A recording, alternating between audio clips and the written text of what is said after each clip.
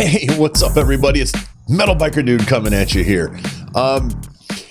This is a PayPal for Dean, Dean67 guy, not the other Dean.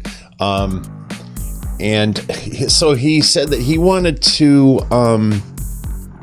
me to check out some old school David Bowie. He reached out after his PayPal last week, and he kind of brought that up to me, and I said, dude, it's funny because I've never really dug down into David Bowie at all. Even though there are a lot of his songs that I've enjoyed over the years. And this song, no exception. This is not a reaction. The world knows this song. But I've never really, even with this song, I've never really kind of stopped to smell the roses, if you will, right? And when he brought up, doing some old school David Bowie, I'm like, dude, I'm always down for, pulling back the veil on some of the stuff that I grew up on that, I should know more about. But again, this is in that genre where I didn't pay a lot of attention to because I was a rocker. So anyway, let's check this out. This is Space Odyssey. Arguably his biggest song ever, maybe. I don't know about that for sure, but I gotta think so. It was big. I made this big. I don't know if it's even a video. I doubt it.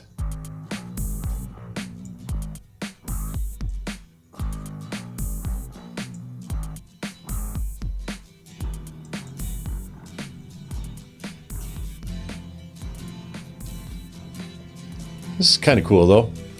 Oh, cool. Or maybe it is a video. I didn't. It is. Wow. I had no idea this video existed. I was just assuming it was going to, because when I saw the wave signs coming in there and all that, I thought it was something that somebody made up. But to give you a visual, it's kind of helpful, But that was really cool. I did not expect that. Ground control to Major Tom. I just found something else I didn't know about. Take your protein pills and put your helmet on. 10. Ground control to Major Tom. This is fascinating, you guys. Oh my God, this is 5 minutes long and it's going to take me an hour to get through. It won't, I promise. So when he first started singing, I've clearly never heard this song with headphones on. He is singing harmonies, and he's singing an octave up here and his standard pitch here on the left side, excuse me. And then the last line that he delivered was right in the center. Clearly they were doing a lot of experimenting with this, but listening to it like this, I've never listened to it in stereo.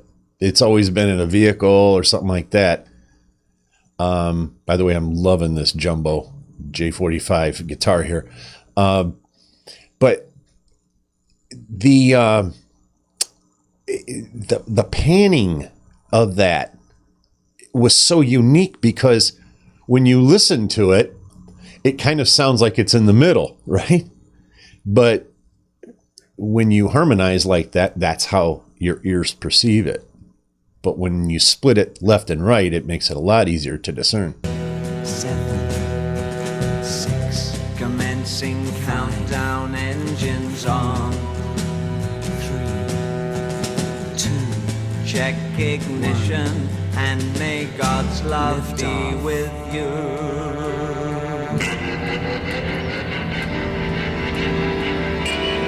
I always loved the way he delivered that line with a tremendous amount of vibrato on it. And the reason is because if you listen to the guitar coming in right here, it's got a lot of tremolo on it. And it kind of sits in there perfectly because of the way he delivered that line there. May God's love be with you. He put a lot of vibrato on there.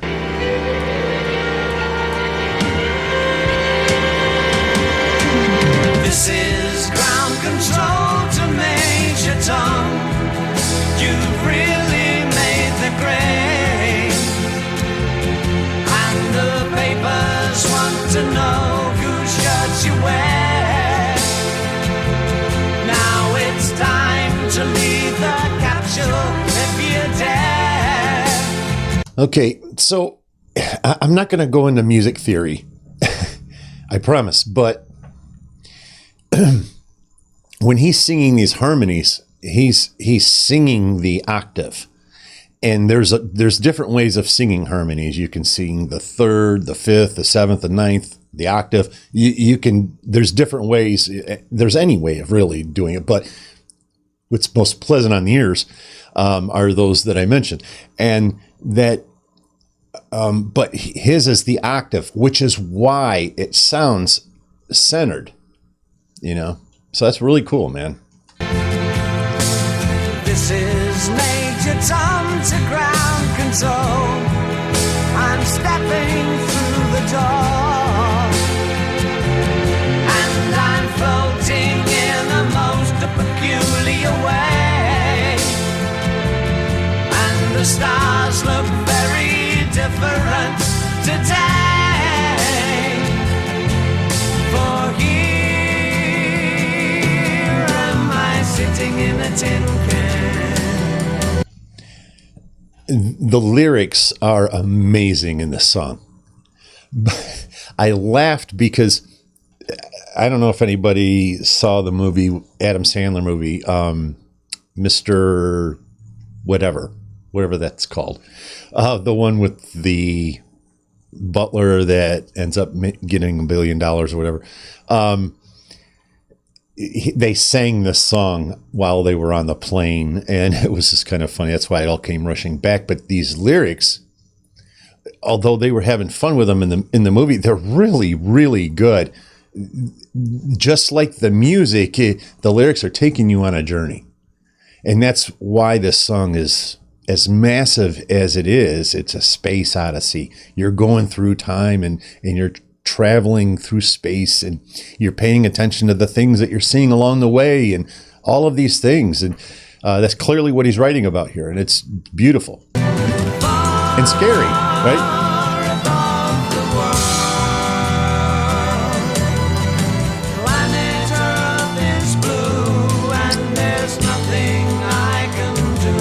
Now there he was singing, I believe, a fifth.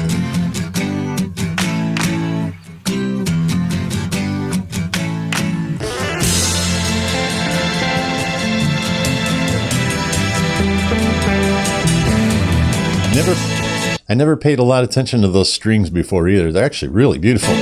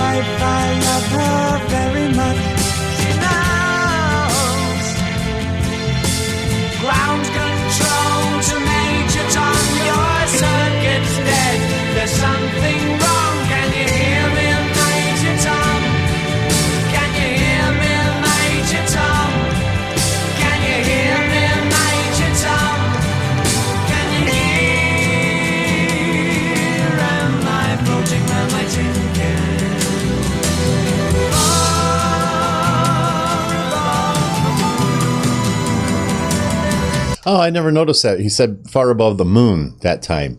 See, there's another one of those little things I never picked up on. Yeah, now he's singing it. The harmonies are different now. He's shifting them all around a lot.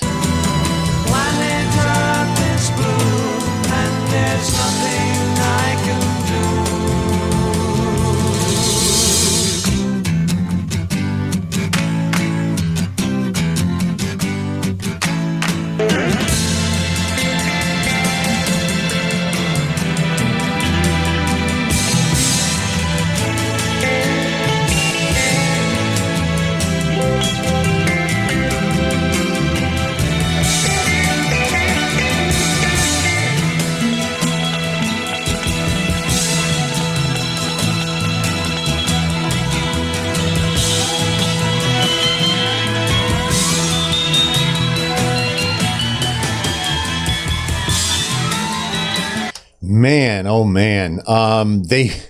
The guitar there, that was doing some wild stuff there. I got a feeling they were playing on the pickups. They were pushing the strings down on the pickups to get that high up there. But anyway, they could have used a slide or something. But obviously, I'm not going to ding that. That's those types of songs don't need dinged, right? But what the hell? Ding ding. That was a lot of fun. That was a lot of fun to listen to with the ears that I have today, right? A little more trained in things, and listening to the experimentation by the producer, by the mixing engineer, by David Bowie, by whoever played guitar on that particular track. There's just experimentation all over that track, and I got to thinking about this, you guys, and I have a lot of toys. Okay, I have a lot of toys that I can play with and get different sounds and all kinds of things. I can do it with guitar. I can do it with a bass. I can do it with a keyboard. I can do it with drums. I've got a lot at my disposal. I have a tremendous amount of plugins.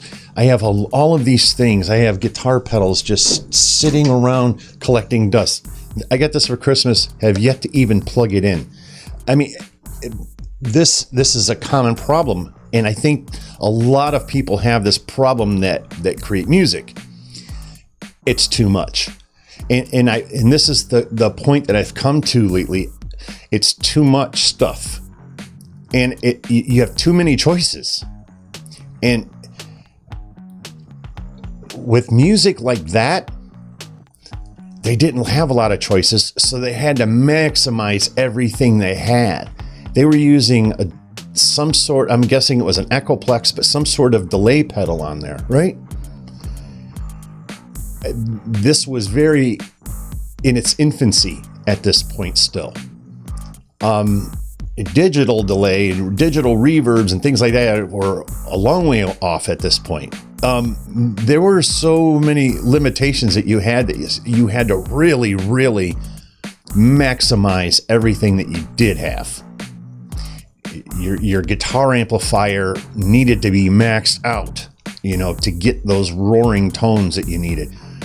All of these things. And I think that's why some music is suffering today, is because we have so many choices that it makes it almost impossible to choose, and I think that's why it's everything's getting kind of just homogenized. Nobody's taking a chance, and I know there are people out there. I'm aware. We've met a lot of them on this channel, but for the most part, I think we can all agree that music is becoming homogenized. It's not as organic as it once was. And I think that has a lot to do with just too many choices. So I'm going to go minimalist for a little while and try it out and see what happens. So with my music stuff. That's peace, guys.